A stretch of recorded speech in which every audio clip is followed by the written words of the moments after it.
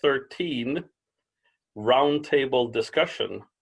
I'm your host, Chris Mary Hultman, and with me I have a triumvirate of cyberpunkery. I have Chris Hewitt, welcome. Hi. Tim Mendees, welcome, sir. Hello. And the ever-loving David Green. The ever-loving. Yeah, man. I am full of love, always. Yes. And we were thinking this will be the first podcast in a series of podcasts where we're going to talk about 2113, 0 Hour 2113, a cyberpunk project hosted by Black Hair Press in their series of, I guess would you'd say their 13 series? Would that be correct? That's what's down on their website, so I'm assuming so.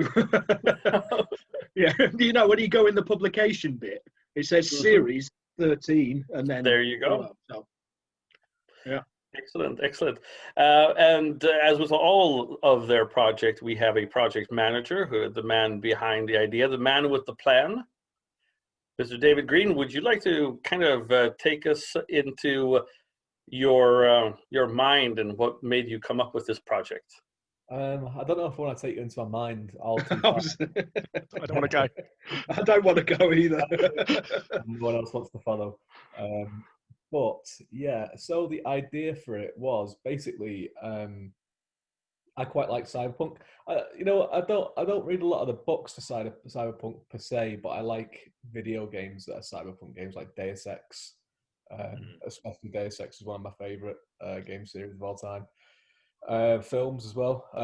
Big fan of the films, anime and stuff like that. So Black Air Press had a call coming up for Wetware, which was kind of like, a cyberpunkish kind of call that was coming up. And 0 Hour was basically my idea for that. And I was kind of thinking of how to kind of do it in terms of how it starts and the inciting instant of 0 Hour, and then the resolution of it, not all the stuff that grew in between that came from everyone else's minds. Because that would just be weird if it was the entire idea, and it would have been way over the word limit as well. For Wetware. 0 Hours turned out to be about 90,000 words altogether.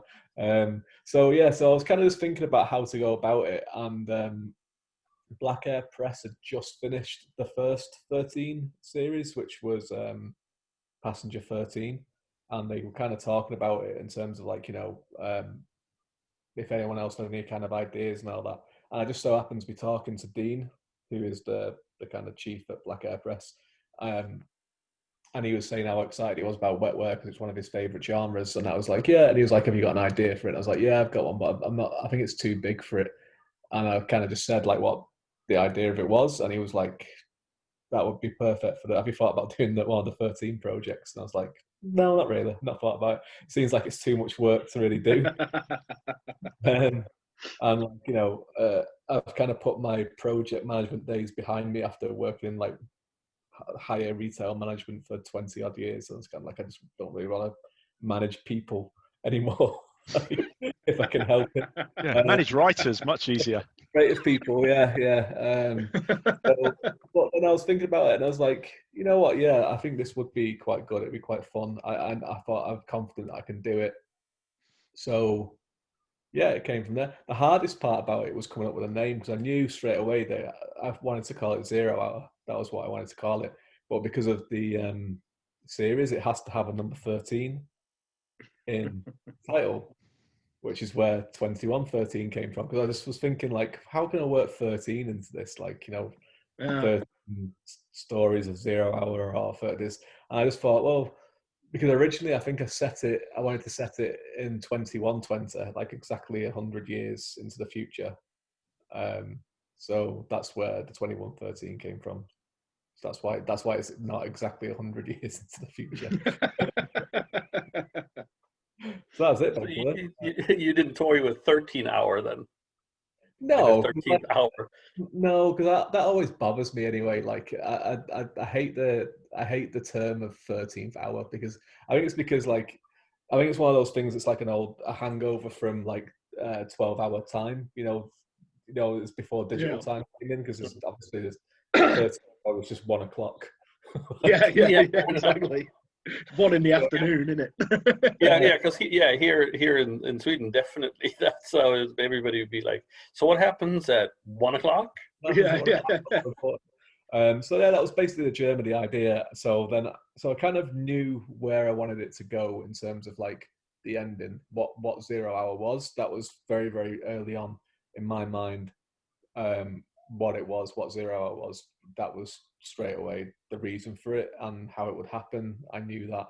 And then the kind of framework for it. So for this one, we have the beginning chapter that introduces the kind of stakes of the story. And then we have the end chapter, which is the resolution. And then in between that, we have 11 stories that all take place within this 24-hour period from when there's a count, no big spoilers, but there's a countdown timer of some kind that starts, and it's got 1 day to go. And at 20, when it hits 0 hour, that's 0 hour. So all these other 11 stories are parts that take place during this time frame of 24 hours, which was an interesting constraint, because it was fun to try and get that across to people, because when I was kind of pitching it to people that I wanted on the team and doing the information pack, still some people at the start were kind of like, so mine's going to be set like 5 years before this, and it's in the fact you can do flashbacks, but the main storyline has to happen in this time. So it was fun, so I started approaching people that I wanted, and pretty much the 12 other people that I got, other than myself, because obviously I had to be on it, were the people that I wanted straight away, which was great. That's it. Yeah, and then what did you base that criteria on? Like, the people that you wanted were the people that you knew could write cyberpunk, or just had a voice that was unique enough that that would mesh together? It was the people that paid me the most money, really. Like that was. Yeah. That, I think I paid the most. No. How much did you pay, Tim? Um, We'll find out now, finally. Sexual favours. I snuck right under. That's what I went with as well. Yeah, sexual. Yeah. All kinds of favours. I'm open to any kind of favours or payment. No, it was just for future reference. Well, that's derailed it. No, what was it? I mean, it was a few different things. It was luckily enough, I was in a position where I do slush reading, so I can see, one, if I like someone's writing or not, if a consistency like someone's writing. Two, people that were good with deadlines, which is really, really important in this kind of project. Three, if people work well with others, which is another thing. So I kind of looked at other projects or other things like that, and got some feedback from some people as well. So what I did was I wanted to get a couple of people that were on the previous 13 project, just so I could ask them some questions, and so they kind of knew what the situation was, even though I was doing things a little bit differently from their one. But then it was people that worked that I really liked, and enjoyed. People that I'd seen that had done quite a bit of sci-fi stuff, but not completely though, because there was a couple of people that were on the team that would not write sci-fi at all, and were quite apprehensive about it at the start, and I had to kind of talk them into it. But what I wanted them to bring to the project is exactly what they brought to the project, so I was really happy about that, how it turned out. So that was basically it, really. It's just people that I admired and wanted to work with, and I thought would do something pretty spectacular, which I think, I think it is. I think it's a really excellent book. So Definitely. Yeah, it's good. I think and with that, the thing with cyberpunk, obviously it is a sci-fi genre, which, I mean, doesn't in a lot of ways doesn't have to have a lot of, hardcore sci-fi in it, which is good. If you haven't written sci-fi before, then cyberpunk is a really good way to start, because you can kind of get away with it, and we can get into that later. So Chris, your experiences with writing science fiction or cyberpunk? What are they? Not that much. In fact, I was lucky. I got a story into wetware, which ironically enough contains many of the seeds of 0/2113 in places, which was just coincidence. I mean, that was very, very lucky. So I think that was the first, and I wrote that a year and a half ago for a competition, and it didn't make it into the final rounds. So that was the first real sci-fi. I've written a number of other sci-fi, but not cyberpunk, more general sci-fi.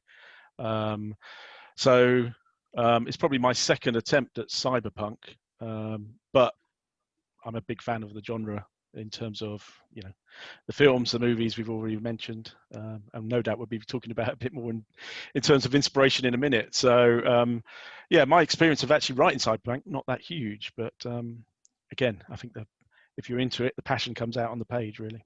Yeah. Tim, what were your experiences? Zero. Absolutely zero. No, I think I can't remember whether I did this first or the wetware one. Probably the wetware one. So yeah, I didn't. Although saying that, I'm doing an episodic novel which is sort of dystopian, not specifically cyberpunk, but it does have elements. And it's basically a genre that I love. Again, I'm the same as David. I love the video games. The Deus Ex games are just phenomenally good. And I'd recently just played another one which is incredible called Observer. And that's where I got my idea for the wetware. And it's basically a genre I'd like to write more of. I mean, I'm not that into like hard sci-fi and all that kind of stuff. I'm not really a big fan of that. But I'm a big fan of the cyberpunk stuff. So when he asked me, it was just a case of like, yeah, I'll do it. I'll do it. Yeah. Yeah. Yeah, and in my case, I'm a big fan of the genre, the literary genre, cyberpunk. I've read quite a bit of cyberpunk, and I force my students to write essays about cyberpunk. So we got that going. Which is nice, which is fun because I get to delve into it.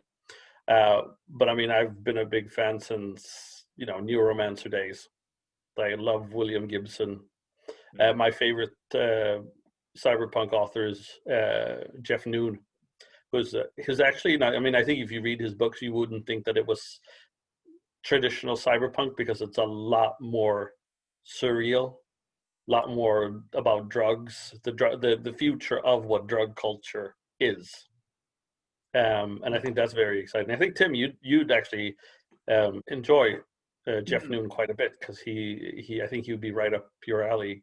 Yeah, it sounds like something I'd enjoy. I'll check that out. Yeah. Yeah, I think start with Vert or Needle in the Groove. Needle in the Groove is so awesome because it's about the music industry and it's written like lyrics on a page. There aren't any full stops. It's just slashes in between. Yeah. And very rhythmic in its prose. And you've got like this blue liquid that you use. So you record everything, all the music into this blue liquid that you put into a ball. And then you shake it. And that's how you remix the music by shaking, and you get different sounds. And then you put it in a machine and you play it, but you can also inject it straight into your bloodstream. So you get the music right inside you. That's why it's called Needle in the Groove. Got you. Yeah. But it's very, so it's bends the genre very much, and that excited me. But also, I think the human aspect of cyberpunk has always kind of caught me because I found that old sci-fi, and I really love like 50s and 60s sci-fi, but there's like no humanity in it. It's all like governments or corporations or advertising agencies, like commanding, dominating people, oppressing people. And it's always the same. Some guy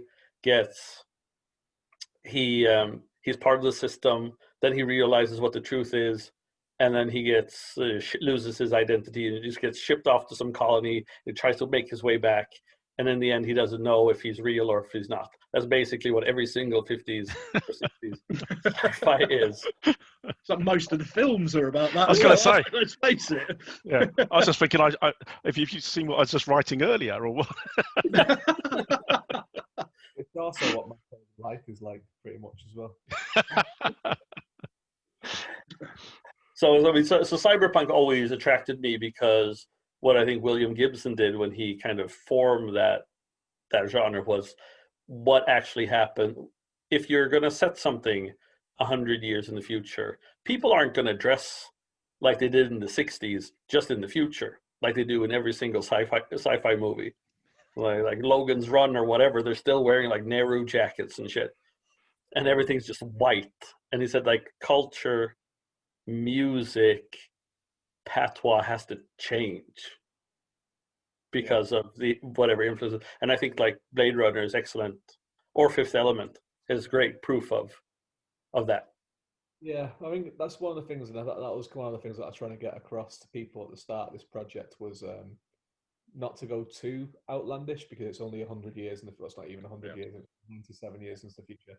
But also, don't base it on what we have now, just a more futuristic version, because things do develop and change. And that's one of the reasons why I wanted to say it in London, which is where it's set, because it's such a melting pot of different cultures anyway. And it would be interesting to kind of think of that as what would happen because of Brexit and because of the pandemic and other things to kind of move that forward, move the dial. So if you look at like London in 1920 with the Spanish flu and stuff like that, and then move it to now with this pandemic and see the differences, to do the same with 0 Hour. And that's why I kind of wanted to get in quite a lot of writers that had that kind of humanity in the writing, that were able to kind of bring a lot of different aspects and cultures and outlooks and viewpoints to the writing, which I think we did with the team that we have. And that emotional side as well, because that's one of the things that I think, again, that does lack with hard sci-fi, is that it lacks emotion sometimes. Yeah. And I think with cyberpunk, that is something that you can't really do, because a lot of it is the big question of cyberpunk generally is like, you know, where is the line between humanity and not humanity? And that's something that needs to be explored. And to do that, you have to have emotional stakes in it as well. I think we did that. I think we got a good team that could do that. I think we explored it well in the book as well. Not in every chapter, but I think in some. what was the inspiration? Where did you take your inspiration from, David, for your chapter? What did you want to accomplish with it? Well, I was just in the middle of just writing detective stories at that time. Like, I just fell into this trap of detective stories, and I just couldn't get out of it. And I was like, "Oh, I know what I'll do another detective story." So, but mine was basically, I wanted to kind of follow on from Chris's chapter. So Chris Hewitt who is down here for me. Oh well, we're all pointing in a different direction here. He has the luck, I suppose, of doing the first chapter of the book. Yeah, cheers for that. Yeah. No pressure. Short straw. We kind of had our ideas pretty early on it, though. I think pretty much as soon as I kind of mentioned it to you, you had an idea pretty much straight away. And I had an idea that was like, right, cool, I'm going to follow on from that one, because I wanted to do a detective one, because I do love, like, I think it's from the Deus Ex kind of thing. I love that kind of hard-boiled detective angle of cyberpunk. Yeah. I love that mash of like, of genre in it. So I wanted to do it. And honestly, I've been writing a few of them at the time, so I was kind of in that kind of groove, I suppose. So that was great. So I worked pretty closely with Chris on that to kind of develop it. Because the way that we do, we'll probably talk about it a bit later on, about how we structured the writing. So it was quite, a lot of it was like independent at first, and then as we got through each stage, we got a bit closer and closer and closer as a group. But like with me and Chris from the start, we were pretty on the same page from it, because mine directly follows on from the events of his, which doesn't happen a lot in the book. There is a lot of crossover, and there's a lot of characters popping up in places and people being mentioned and being mentioned. But this is one of the few ones where it is a directly what happens in Chris's story impacts mine, and mine is kind of the resolution of what happens at the end of Chris's story. Yeah, so it comes down to, I need a body here at this time in this state. Get there. Don't care how you get there. Just make sure my body's behind St. Paul's. Oh, plot spoiler. I do something in mine, and Chris would look at it and go, "Oh yeah, that's good. Actually, I'll put that into mine." And he'd have something look into mine as well. And it was even then, it was like just random messages to each other saying like, "So what's this guy's? Where's he from? What's his name? What does he look like? Does he have any tattoos?" It's like, it's just like that kind of thing, which was quite fun. It was like pretty collaborative, and obviously, so then as we went on, it got more collaborative. Saying that with the collaboration aspect and talking about Chris's chapter, I was labouring under the misapprehension that his main character was called something completely different than what it was actually. Really? Yeah, no, Really? because of him, because of David, because he kept calling your main character something different. So the main character is called Econ. Unless you're David, at which point it's Echo. Yeah, Echo. So I wrote it all out as Echo. And I was just like, no, that's wrong. It's like, The worrying thing is, I was actually going back and changing mine to say Eco. The problem, the reason for that is I'm a huge fan of Lost, you see, and I love Mr. X. No, it was just because, right, what you've got to realise is that I had all of the stories running through my head with all of his excuses. So he knows all in the I know it. But would it be easier to be a project manager on something like this and not write? I mean, would that have been easier? I don't think so. No, I don't think so, because I think you still got to like the way I did it. I don't know. Like, obviously, probably you three are going to be nice and polite and say it was all great, but maybe some of the other round tables you do when I'm not on them. No, I'm happy to go now. I've got a list. Yeah, bring it on. Yeah, I was kind of like, I kind of wanted to let people be creative and do their ideas, but I wanted them to pitch me their ideas first, in case it impacted on someone else's story, and if it just didn't quite mesh with what I kind of wanted. I feel like with this kind of project, you need to have someone who has got a vision and has to say, right, this fits and this doesn't fit, and kind of works that way.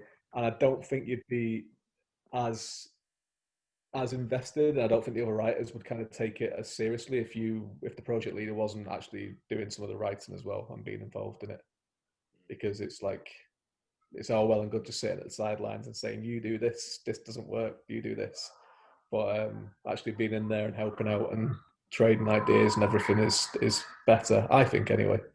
Yeah, I think you're right. Without somebody with the vision, just having a project manager pushing paper around essentially without that vision, I think you could get into a lot of trouble very rapidly. Well, my first idea that I pitched to David, and he was like, "Yeah, it's a great idea, but it's far too close to Alana Webb's." Right. Yeah, my original idea was just really close to what she was doing. So it was like, okay, back to the drawing board then.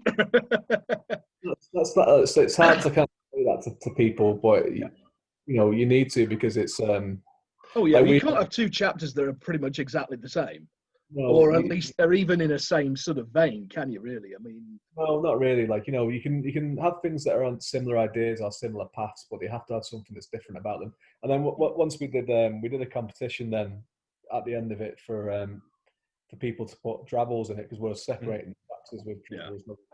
And we had some great Drabbles that were sent in that we had to reject because they were just even didn't fit with the world.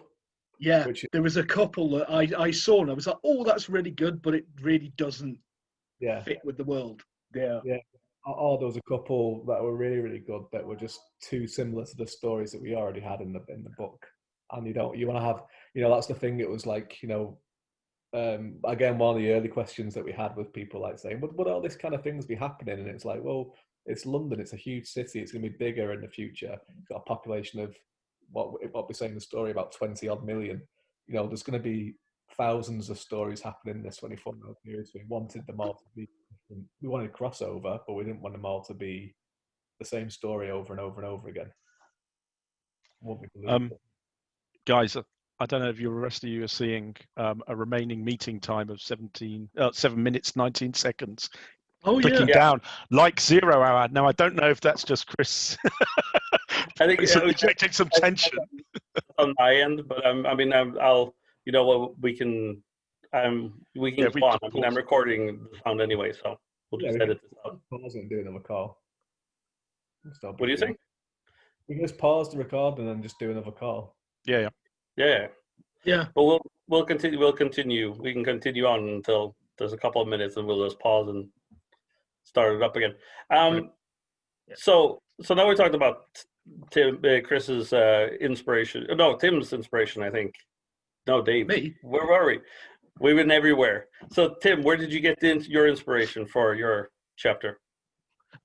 Well, like I say, because I had to go straight back to the drawing board, because I originally had this idea that was going to be very much more sort of like more kind of what I write a lot of, some more psychological, more sort of glitches and that kind of business. But it was far too close to another chapter, and I had this idea, and it's like I'm a big fan of the Running Man, and the end of that, you've got the underground network that are in the middle of the game zone.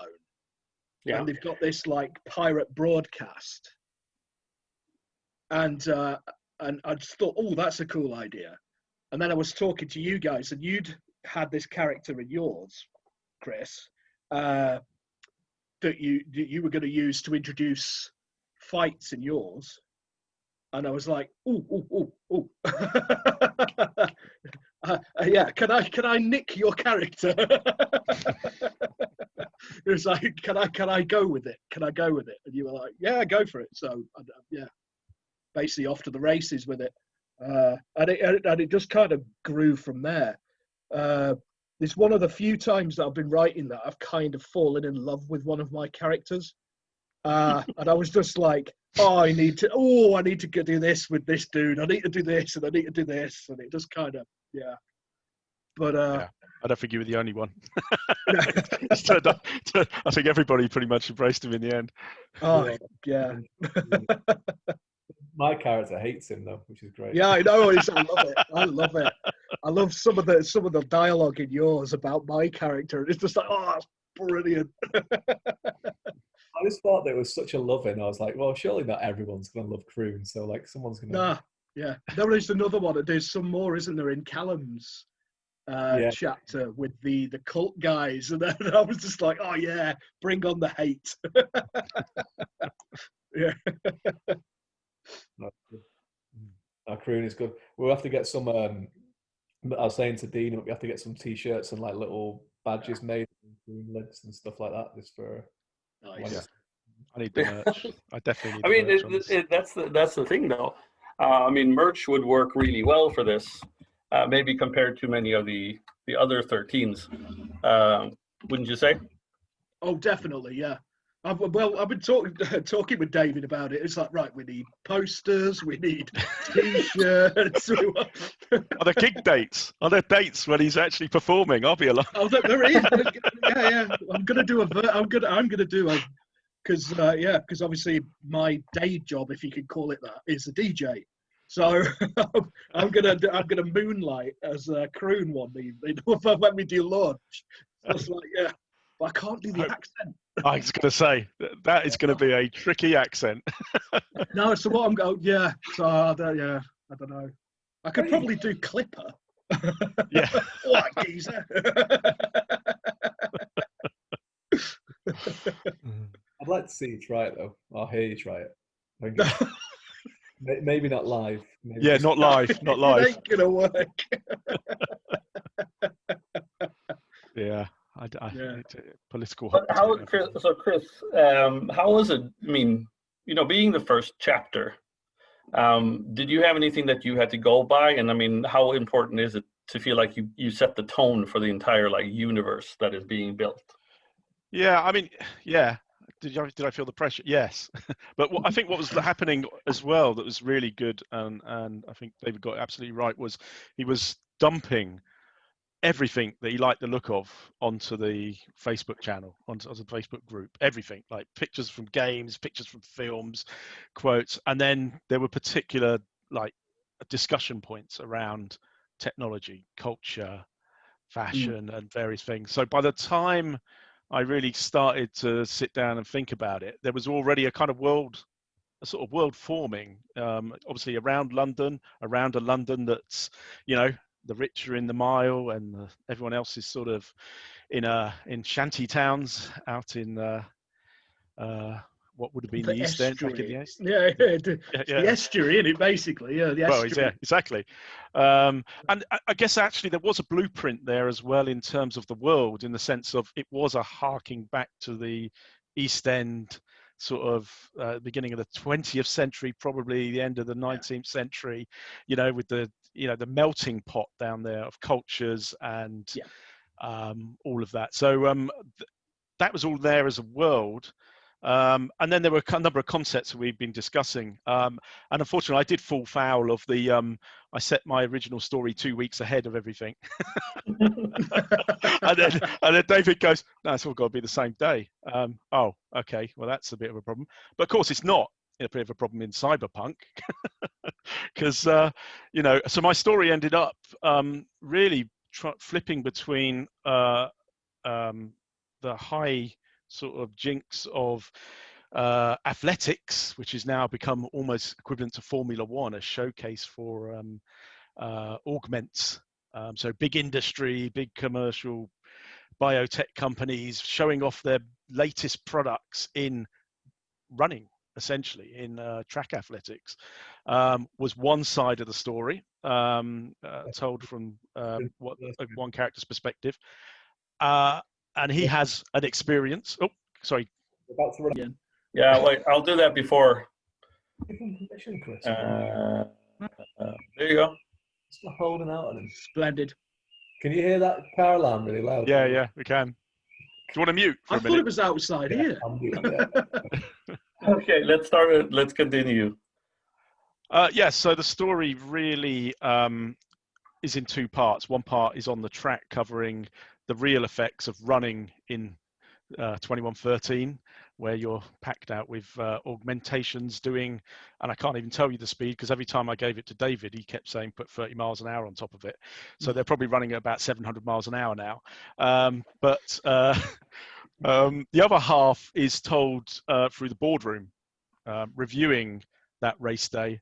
And that was fun. That really was fun, because that was the part where you could really explore some of the concepts around truthers and big business. So I think what's nice about the anthology as a whole is it's got these two worlds, the Mile with all the rich and elites, and then what you really want to see in cyberpunk, the dark, dirty side of it, the underbelly. And there's a good mix of stories that kind of cover both sides, and then that world in between that, which is very interesting. Mm-hmm. Yeah, I really liked the framing device in yours with the boardroom meeting. Yeah, and necessity, then, thanks to David. Yeah, and the footage, I just thought, great. I love it. Yeah, I think I don't really know where I got my. Well, I know what I got my inspiration from, but where it developed into what ended up being, I'm not really so sure. Because I was sitting as this project was starting up, and I was kind of thinking like, oh, I don't even know where I want to go with my story. I don't really know. I want to kind of wait to see what other people are doing. And I was returning, as I work at the school library, I was returning books. Students would come in, because of the pandemic, they would come in 5 at a time, and they would drop off their books. And I have a student whose name is Sana. And she was putting on, she was sanitizing her hands. What's he doing now? She was sanitizing her hands, and she was just like, she's just like, I'm a sanitizer. And I was just like, that would be a really good wrestling name. Yeah. And I was just like, That's wait, brilliant. I can use that, the sanitizer. and it just kind of more from there. So actually, like all these characters that are in my story are students at my school. Really? Do they know? They're all based on various students at the school. Brilliant. So I mean, it was so from there, it kind of like you just kind of have to decide like what kind of character is this guy. So most of this, like everything, like they probably borrow the personalities and everything like that. Of course, they're a little, especially kind of like the bad guys are obviously a little twisted. They're not. I don't think they're that bad, really. And I think it just kind of it just developed there, just like the whole idea of just like that is a great fighter name, and it's just like yes, what can I do with fighting in this world, in a cyberpunk world, and it's just like yeah, it kind of went from there. I mean, they're taking a little bit of inspiration from like maybe Mortal Kombat or Bloodsport with Jean-Claude Van Damme. You know, this whole kind of organized underground fighting ring was kind of just like where I wanted to go with it. I do think that my story is probably the one story that has the least amount of connections to the other stories. It's kind of, I feel like that's kind of just my sense of it. But also, I think I finished my story very early compared to a lot of people. So I was trying to get. I don't know if it does have less. I think it has more subtle connections with yours, to be honest. Yeah. Like obviously, Tim's is quite linked to yours, quite a bit actually, and then Chris's with a device that is quite integral to his story is from the fighting pits, is mentioned, isn't it? And then obviously, I've got a character in mind who bets on them, mentions them quite a lot. Raven's story. On its final draft, got a few mentions of the pits in it as well. So there is a few in there. Like I don't think any of them are really completely out of whack with the others. I think there's a mention in every single one, even the Argamals, which was great. That came about in the second draft phase, I think, didn't it? Yeah, Love that. that's a shame because that as an idea, I'd love to have. I was kind of almost done. I was out of space, word count wise. Otherwise, I would have been in there. What else can I throw in here? You would have had to have just crossed it all out. No. Yeah. There's no excuse for a cat in there. that was something that was just specific to that one story. And obviously, when we had the first reading period, then everyone was kind of like, we came up with a name for it. And then everyone was like, "What if I can put a little Argamal in mine?" Well, that's the beauty with my character being such a loudmouth, is that he could just waffle on about any old nonsense and it'll work. So it was kind of like, right, penguins. Oh, I remember the penguins. Yeah, Buy penguins. But I mean, it's kind of, I mean, because in Blade Runner, no, not Blade Runner. Yeah. Wouldn't it be Blade? Do androids dream of electric sheep? I mean, the original story, that's what he wants. I mean, Decker wants like a sheep, I think it is. That's like his highest wish is to have a sheep that he can have on the roof. It's a bit kinky, really, if you think about it. Well, maybe he's Welsh. I don't know. That is a Welsh name. Oh dear. Yeah, I mean, you were talking about that. You were just getting into that, David. But like, how did it work structuring this project? So yeah, one of it was just kind of like thinking of it in terms of how much time did we have and how intricate did we want to make it, and I wanted to make it quite intricate, but I think you can't start off with everything meshed together. It's impossible to do it unless it's just one. But even if it was one person writing it, you can outline things, but things crop up as they go. So when you have 13 different people with 13 different personalities and 13 different styles and 13 different approaches to how they write stuff, like it's difficult. So the first thing that I did after getting approaching the team to get yeses, was that I worked on a welcome pack that had information of the setting, information of the world, information of some of the themes that I wanted to hit with it. the inciting incident and the kind of what 0 Hour was, but not the actual resolution for it. I wanted to kind of keep that as a surprise. I didn't want people to work that into the story, because as writers, we always want to get the big bang at the end of it, you know. And so if you knew what was at the start, like, you know, people would be wanting to hint to it, which was something that some people had to kind of rein back on a little bit. They didn't want to spoil the surprise too much, because the surprise is the twist is in the last chapter. So yeah, so there's a lot of that kind of stuff. And then we had a Facebook group. So I sent out the email to everyone that had the welcome pack. And then before I invited everyone to the group, I just, as Chris said before, I made a few photo albums of like fashion, setting, other things like that, inspirational things like that you can look at to kind of get some ideas. So obviously there were some people that were on the team that weren't into cyberpunk or sci-fi in general. So it was one of those things. And then it was basically getting people to pitch me with their idea, just to make sure that they weren't the same as someone else's. There was no chapter structure. We weren't saying what anyone was going to be the chapter on this one, because they're all taking place in that 24-hour period, so it wasn't really as important at the start. And it was basically, we had a first deadline, I think it was 6 weeks for our first bit of work. And then we did a 2-week reading period where we just focus on reading each other's stories and delivering feedback and crit and all that kind of stuff, which is really, really important, just to try and get it to the best that we can do. Any inconsistencies. But at that point, that wasn't that important, because the important thing was getting the story to work. And then we had a second draft period where people then would take ideas and criticism and feedback from other people, incorporate it, maybe look at other people's stories and see things that they wanted to borrow and bring things in. We and Chris helped me a bit with this one as well. His help was invaluable with it, where he was kind of tracking stuff on a website, and we kind of looked at some kind of themes that maybe weren't being hit hard enough, or stuff that kind of cropped up that was interesting, that popped up just as a coincidence in other people's work. They were like, okay, let's focus a little bit on this. Let's mention this more in everyone's stories.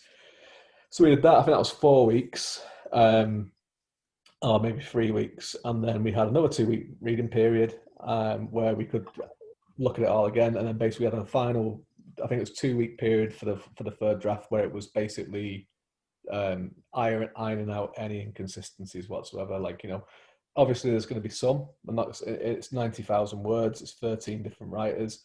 There might be a little bit here and there, but we came up with some kind of ways to hide the inconsistencies, like the environment's gone mad. So it could be someone could be traveling across to London and it could be raining there, it could be sunny in another part of London. Like, we talked about how London had stretched out from Essex all the way up to Oxford at this point, and it was like, it's a huge place, so the weather can be different. So there's all these kind of things that we kind of like worked into it, so we could kind of hide any of those kind of things. But we made sure that like the main things, like all the names of the companies are the same, the actual reason for 0 Hour is the same, names of places that are mentioned, characters that are mentioned, they look the same, they sound the same, they have the same voice. And one of the good things, then not because he's on the call, but another good thing about Tim's character being a DJ was that we could use him if he said something in, like, if he did a broadcast, we could use that as a way to track time in the chapters. So you could, as a reader, you could read it and say, oh yeah, okay, so he said this, so this is happening around this time of this person's here. And as we kind of went through it, I know kind of waffling a little bit here, but as we went through it then, through this process, we started off with 13 individual to away stories. Some people collaborated a little bit at the start, like, you know, as we did, because we shared ideas. But as we went through it, it became more and more meshed into a bit that's like very, very intricate now. And when I was kind of reading it all and put it into a chapter order before I sent it all off, like, I think the chapter order really, really works, and it worked well. The story is a real good. I got everyone on the last read through to read it through in that kind of chapter order, just to see. And it's like, it's a real good build of ideas and tension, and the world really kind of thrives when you read it in this order. But, you know, the great thing about it is that you can pick it, and as long as you start with the first chapter and end with the last chapter, you can read it in any order you want, really. Yeah. No, I mean, yeah, and that's a great thing. I think it all came together in such an amazing way. I found. And really, I mean, I think that's the part that's interesting with cyberpunk, and which could be, I mean, not a lot of people, if you talk to people in general, they don't really know what cyberpunk is. They have an understanding of what science fiction is, but very few have an idea of what cyberpunk is. And that's kind of fun, because then you can play with it a little bit. I mean, sure, there are rules, as there is with any old genre. But I think it's cyberpunk is an easier genre to break those rules with a little bit, as long as you stay consistent in, tone, language. As long as you're sort of internally consistent. There isn't, because it's it's whatever world you're creating, isn't it? I mean, yeah.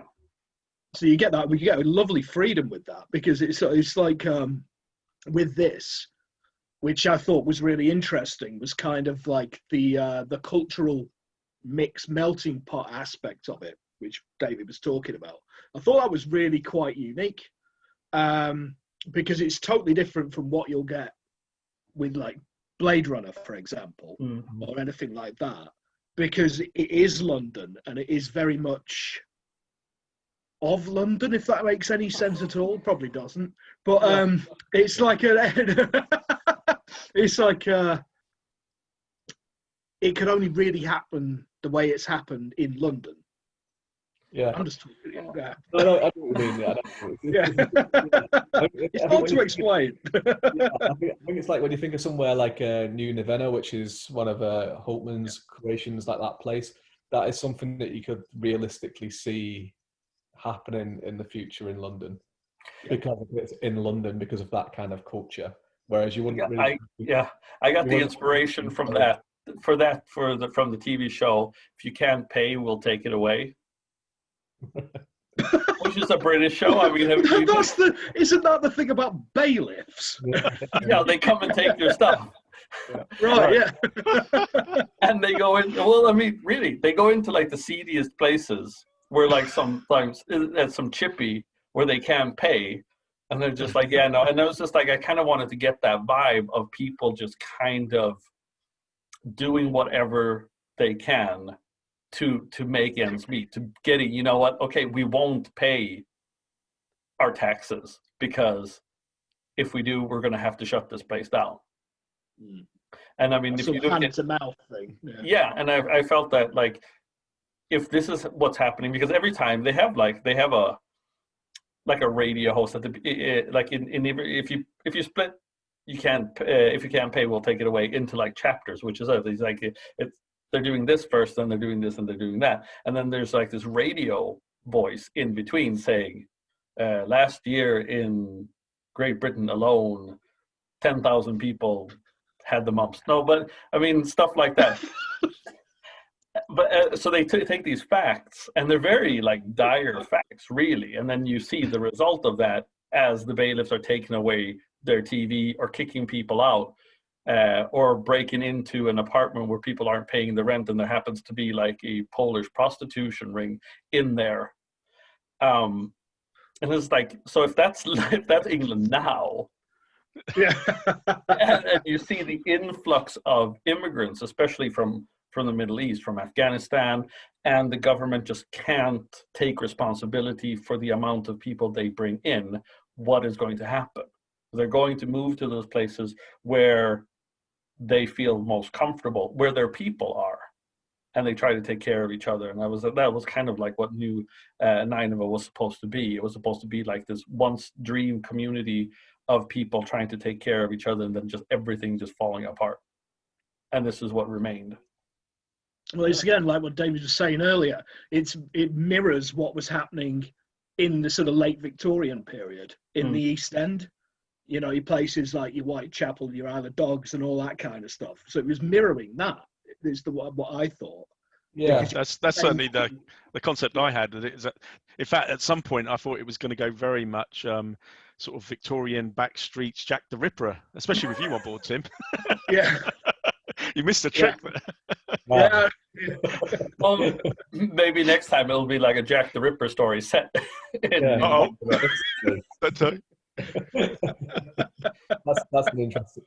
an interesting story. In fact, if you leave it vague, and then you don't know who it is, but it's Kroon. But leave it vague. You know, like all these conspiracy theories about who it might have been, but it's Kroon. I think Green's the wheels are turning in his head. Yeah, I can see it. It's like this. Yeah, I do have these weird ideas sometimes. That's just like the funniest thing about 0 Hour was that like then people were asking me like because we weren't allowed to talk about it, and like I kept asking a few people would say, "Are you doing anything for wetware?" And I was like, "No, I had an idea, but it just didn't pan out. Like so, I'm running out of time." And I think like 2 days, and I'm not normally like this, but like 2 days before wetware was finished, I was like, sod it, I'm gonna do one for wetware, and did something completely different, and it got in, which was like I was really pleased. So I was like, if you like this one, what about my first idea? I love it. So I just wanted to ask you guys, other than your own chapters, which ones, Tim, which one did you like the best? Maybe not the best, but which one stands out to you when you think about the project? Very interesting idea. I think for me personally, just mainly because of what sort of thing I like, I really enjoyed Harry's because it was just a complete and total. Yeah, I have to agree. What? Harry's just blew me away. It really did. We were just like, what in the hell? It's like nothing else in that book. Yeah. When I get to you, Chris, you're not allowed to mention it because it's already been mentioned. All right, I'll take your agreement. But yeah, no, that's good. Harry was a great one to bring on. Like his chapter was definitely what I wanted from him. You know, it's totally different to the rest of it. It's just yeah. Of all the stories in there, I think that one had the biggest emotional impact on me reading it as a reader. I mean, the others have got more tech in them and got more whatever, but that's the one at the end you're thinking, wow, I've just been on a bit of a trip there, literally. You know, I think I understand what's going on. But yeah, my mind's probably trying not to understand it, if you know what I mean. I mean, the story is called Dirt Box, so that kind of like, you know, that kind of gives you an indication, doesn't it? Yeah. What to expect from it. So Chris, other than Hewitt, other than Dirt Box, what other one kind of stands Well, I'm not out? going to say yours, David, because that's what you're fishing for. Obviously. I'm not. No, sadly, I'm going to say Tim's because he's on the call as well. No, seriously, Tim's because of Kroon. To be quite honest, the introduction of Kroon, that character in it. I you know, if the other one had me sort of gripping the table, if Dirtbox had me sort of gripping the table, sort of, you know, I'd say on some levels a difficult read to get through, but a compelling read for that. Tim's had me laughing in the aisles, really, and it's great to see those two extremes in a single anthology, especially sharing common ideas. I mean, it's, you know, it's different. I'm all for different perspectives, but wow, to be able to be laughing about one perspective of the same thing that someone else has got you seriously kind of like, wow, you know, emotional about. I think Harry's mentions Kroon as well, I think, from memory. Yeah. I wrote him a bit. I wrote him a little. Yeah, it does. Yeah. To be broadcast, because I did that towards the end, when it was coming up to the end, because everybody was using the same broadcast out of my story. So it was like, I tell you what, I'll just write hundreds of them, and you can pick and choose. So I ended up just going off on one and writing all these little bits and pieces. But I wrote him one specifically for his chapter that were it's a good bit. Hultman, but to be fair, I mean, it's a bit of an unfair question as well. I'm going to cover the bases here by saying, you know, I wouldn't say they were good stories, but overall, other people had better, you know, there were better ideas in other stories, sort of thing. And certainly Katie's at the end, my God, I mean, it's a tour de force in this 0 Hour world. I mean, when I read Still haven't read it. Well, I've read. No, because you never posted it. Well, no, I've read 3/4 of it, and it is a staggering tour de force. I've read half of the first draft. Right. So I don't know the ending. How does this thing end? Yeah. That's great. So I'll be buying a copy because I don't know how it ends. You know, it means that there's definitely You know, that's the way we're looking at it. It's definitely 12 sales from it because you all want to know what happens. Like, you know. Yeah. Oh, I do. Exactly. Yeah, exactly. No, you'll see it when the edits come out because they're all coming out together.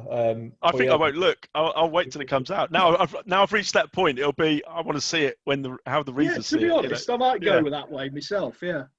Just, No, I'll read it all. I'll read the edit. I'll be good. Captain Spoiler. Yeah. yeah. And it'll be on the channel. Oh my god. I'm gonna post it in the group. How it ends. Yeah. Open up a discussion group for it. Other than the ones mentioned, Hultman, what is there anything that stands out for you from terms of like people what we could kind of look out for?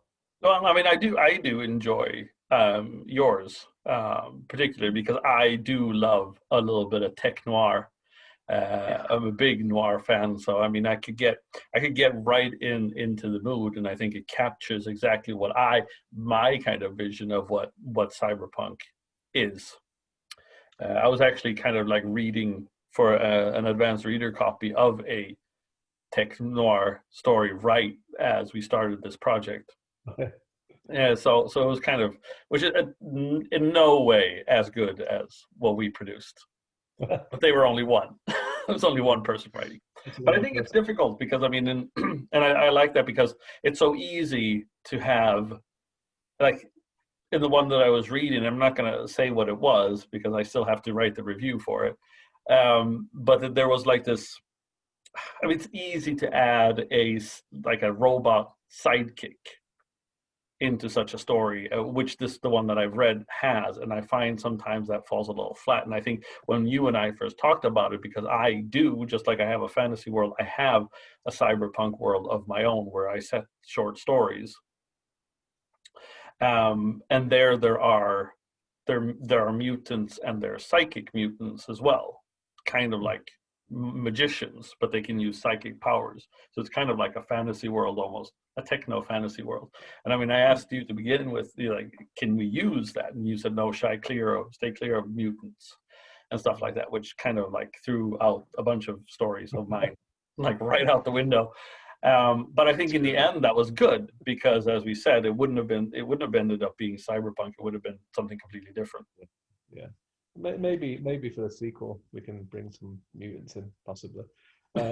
Yeah, so my ones that stand out. I mean, I genuinely love all of them. I think they're all really, I think they're brilliant stories, and all the ones that you mentioned are great. The final one, especially the end of it, that Katie did is and hopefully you'll get on more of the round tables. Is it's a stunning piece of work. Yeah, there's some great ones in it. I think one of them, I think it's because I kind of worked quite closely with her and fielded a lot of questions, and I'm going to butcher her name because I can never say it. It's Zemina Escobar. Yeah. Yeah, Zemina's was I love that one. I just think of it, that one, like how you were saying about mine, Chris, how it kind of captures like how your thought of the genre. Her one really captures what I like about cyberpunk, which is that kind of like moral aspect of it. And you know, what would you do? How far do you push the limits and the emotional side of it? And some of the visuals she has in it as well is just like really, really, really, really strong. I really enjoy the beginning of that with all the stuff like the Dockland and all that. It was like you could smell the pollution in the Thames. You know what I mean? Yeah, it was really, really evocative. But I mean, every single person brings something different to it. I mean, you start off with Chris's, which is like corporate espionage kind of boardroom level thing that brings in the world really well. Then you go straight into Greg Cunningham's like Mad Max kind of. Like, that's really Fury Road style. Yeah. That was an awesome one. My other favourite, just thinking about it, was Callum's. Yeah. Because, like, going back to what I said right at the beginning about things that influenced me, which is interesting because he never played the video game Observer. Right.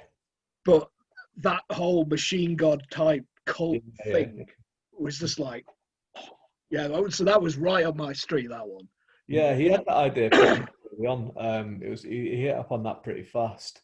Like, I love that. I mean, I love the kind of cult aspect of. I think it was in the welcome pack actually that I was like saying like themes to explore, and I think one of them was like cults was something that I was like, if someone can do a cult story, that'd be great. because I really like that kind of find the cult, and we have like one that's like worshipping technology and one that's worshipping the flesh and all this. Humanity, yeah. Yeah, and then Well, that was yeah, because you again, like the Deus Ex games, Mankind Divided had that cool side thread, didn't they? Yeah, with with that, which was really that was the other thing it reminded me of. It was just like, and he's never played it. It's just like, right. He nailed it. I mean, like, you've got some great stories in there as well. Like, I mean, you've got Chris Banner does like a really good body horror story. With like a real sleazy person as well, like a real sleazy. I wanted to kick that character's ass. I really did. I was reading it and I was getting angry. And you've got Roberta Goli with her story, which is like a really personal story as well for her. And it's like it's a really great story. It's got a real good emotional heart in it, and it ties in with your story, Tim, as well. Quite tightly as well. Yeah, I worked with her quite a lot when she was writing it, because we had to basically, because hers ends at the same time, mine ends at the same place, so we had to. Yeah, so I worked with her quite closely on that. Yeah, and then Chris Hewitt threw a grenade in there. We had to kind of thread. Oh, come on! And make sure it was Anyone would think I changed the entire story, and all I wanted was one item from the beginning to the end of the story, and it was like. It was getting more and more. It was each conversation was getting more and more convoluted. It was, wasn't it? It could have been worse. In my mind, it was really easy, and then it started. By the time, and then you let on, he didn't even know what the order was, so then it was getting a little tricky. Yeah. It was like it could have been worse. At one point, Chris wanted a 1-to-1 scale map of London drawn out with all the districts. Oh yeah. And monorail. I said that to him. We got the monorail. The monorail's in there. The monorail is in there. I got the monorail in there. Yeah, I managed to get it in there. So mentioned, because that's the thing as well that I wanted to kind of get across to people when they were talking about the geography of it, was that the sense of size, but I wanted to get the verticality, and the verticality was more important than the absolute specific places where everything was, because my vision was like that kind of like, you know, Victorian London thing with Whitechapel and everything, was that the richer, the elite would raise themselves higher and higher and higher to get out of the shit at the bottom. Yeah, I thought that was a nice touch, actually, that the Mile in the city at the moment is the wealthy financial centre, and it literally flips that. The Mile is actually now not a reference to its horizontal area, but its actual vertical height into the sky. And it's actually a much larger area than that, which was a very nice touch, I think. And it really layers that cultural, the higher you get up, the richer you are, which I think set the scene for a lot of it. Yeah, KT did a good job of that at the end as well. Oh, the drawings. Wow. Gentlemen, our time is running out, so we're going to have to end this roundtable discussion, but people will be able to listen to others as we have a lot more authors that we have to go through. Before we go, just if people would like to say, first of all, you can get the pre-order. It's already up of 0 Hour 2113. Anywhere you find books. No, mostly Amazon. Chris Hewitt, where can people find you on the old internet if they want to follow you? Probably the easiest one is just go to my website, muse.blog. Everything else is on there. The links, some stories, some examples, whatever I'm doing, it's on there, and it's easier to remember than 62 different social media names. So mused, mused.blog, gets you into all of it without the need for a cardboard. Tim, do you have your cardboard with you? There you go.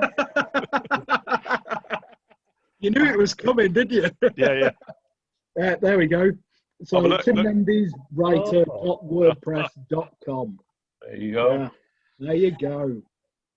Mr. Green? I'm just marveling at this, what he's brought up. Just your low-tech solution. Look. Oh, look at that. The wonders of a line of text on a video screen. How the hell did you do that? Oh, it's not in Might have- Zoom. It's right. in the video software. Let's move on. David, where can we find you?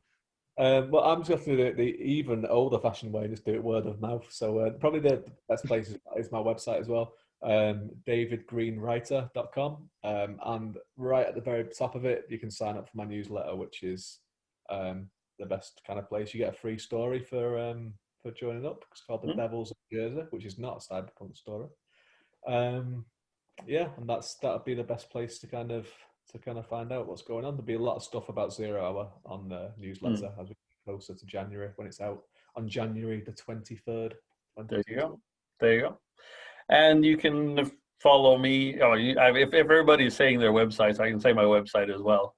It's wisconsinnoir.wixsite.com, where you can find everything. Everything links from there. Perfect. Yeah. Blackhairpress.com. Blackhairpress.com. It'll be on there as well.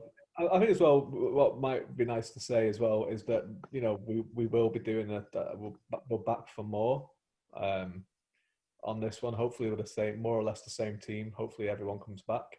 And the title is After 0 Hour, 2213. Ooh. So it was a 100-year time jump. But we may still have some characters that you may have grown to love. Crew's head in a jar. Yeah, exactly. There's ways of doing it. Like, you know, who Croon's a long living guy. Like he could live. You know, augmentations could make him live for centuries. You know, you never know. You never know. Well, you never know. I know because I've already been thinking it's already about written it. Well, anyway, I've already got the note. Seriously, I've already got it drafted out in my notebook. Yeah.